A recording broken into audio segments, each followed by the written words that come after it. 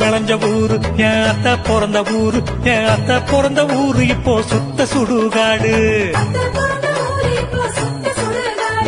கரும்பு விளைஞ்ச ஊரு என் அப்ப பிறந்த ஊரு, கரும்பு விளைஞ்ச பூமி இப்போ தரிசு நிலமாச்சு, கரும்பு விளைஞ்ச பூமி இப்போ தரிசு நிலமாச்சு.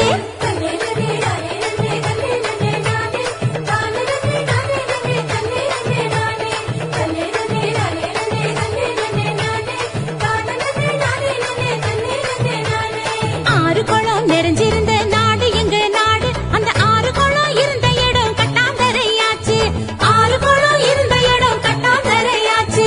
பாதி இடம் நகராட்சி பஸ் ஸ்டாண்டு ஆச்சு, அதில் மீதி இடம் உயரமான குப்பமேடு ஆச்சு.